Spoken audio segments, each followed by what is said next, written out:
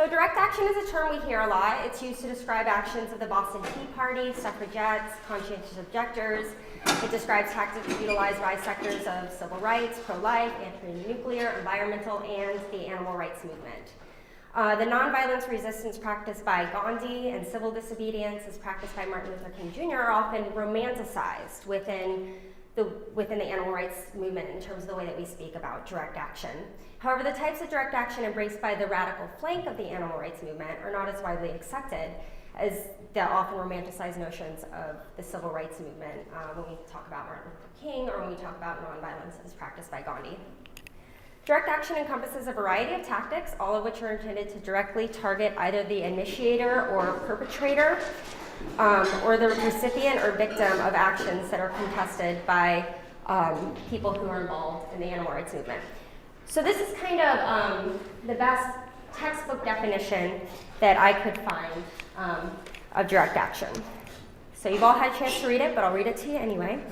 Direct action should not be thought of as a single tactic, but as a collection of ideas and actions which stretches from passive notions of civil disobedience to active, often aggressive interventions. It means a shift to actions that stop what is wrong, rather than simply having faith that moral superiority will lead somehow to change. So this is a very broad definition, but it makes it clear that we can't just point at one thing or another thing and say this is direct action or that is direct action. So there's a lot of debate within the movement about what is and what is not direct action, and we're going to talk about that today. Direct action basically cuts out the middleman. That's one really important thing to remember about direct action. So you go directly to the source. So either you're going directly to the person that you believe is, in the case of the animal rights movement, harming animals or helping those who harm animals, or you go directly to the animal to help the animal. The way I define direct action academically in terms of the animal rights movement is that it's any tactic that's explicitly aimed at stopping someone accused of being an animal exploiter. This can be an industry, business, or individual person, or at helping an animal that is being exploited. So rather than trying to change cultural attitudes or political environment in the long term, direct action aims itself at the site of oppression. It goes directly to the site of oppression, and it seeks immediate change for the condition of animals. So in the course of my research, I've done a lot of interviews with a lot of people, and I've asked a lot of people how they would define direct action. And among animal rights activists and people that work for animal rights organizations, the idea is that, among these people, is that a direct action is really something that helps an animal directly. So I just gave you some instructive quotes. We've got, shout out to Greg Kelly. You guys heard us talk yesterday and were hopefully inspired by it, I think. Yeah? No? Okay. And this is actually my favorite definition of direct action for animal rights that I've come across and everyone I've spoken to. So it's any action, legal or not legal, that's taken to remove animals directly from their place of abuse or destroy the machine that is enslaving, torturing, and murdering activists. When I think of direct action, I think of the ALF. I think of you break into a mink farm and release the mink. I'd say that it's actually taking matters into your own hands and going in and freeing the animals directly. Here again, we see that it's a notion of freeing animals, but we see something else that many of you in this room are probably already aware of. People kind of think of direct action as the ALF, the Animal Liberation Front. That's kind of the same word for a lot of people in the movement.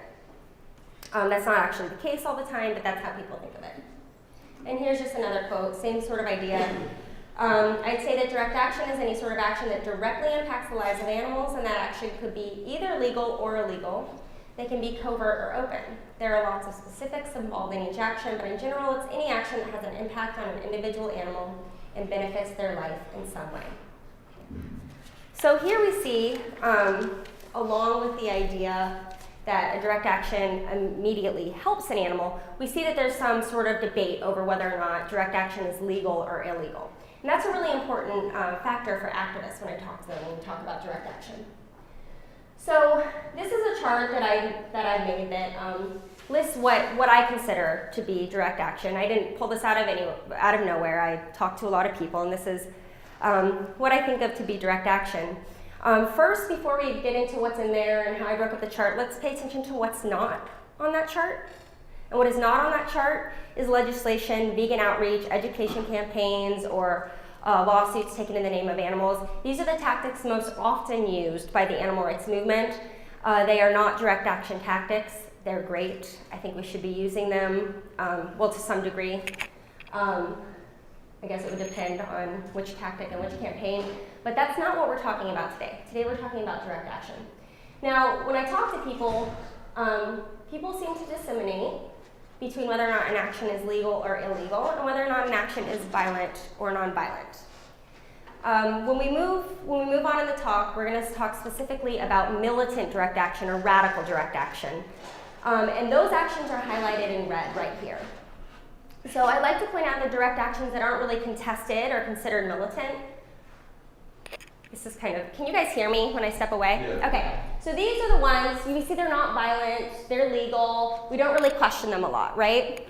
Then we see something that's totally legal, home demos. Now most activists I talk to don't consider this militant direct action, but the government is starting to try to define it as such. So I put it in red because it's something we've got to think about. It's not what we're going to be talking about today, but what I would like to point out to you, this gray area right there are contested actions. There's a large debate, and we're going to talk about it today. These actions, property destruction, economic sabotage, arson, hacktivism, going in and screwing with people's businesses' computers. Some people are calling them violent, some people are calling them nonviolent, so I put them in a gray area. We're going to debate that later as a group. We're not going to go into that right now.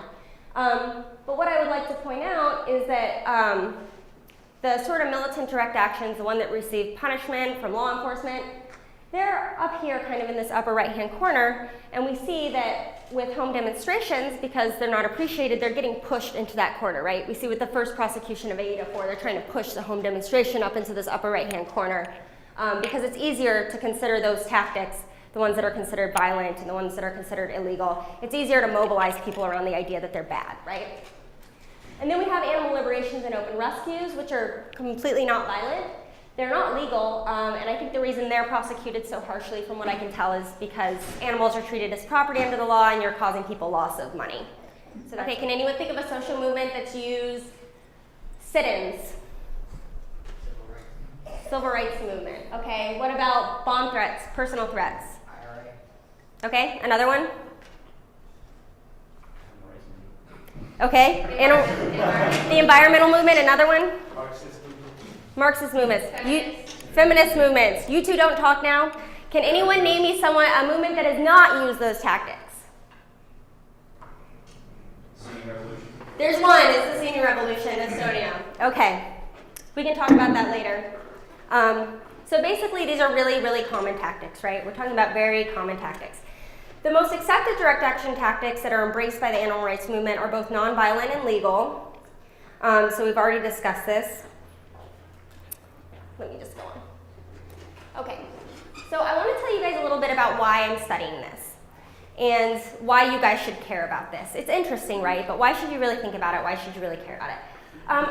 I personally care about it as an activist. I care about it as a social movement scholar, and I care about it as a member of the animal rights movement.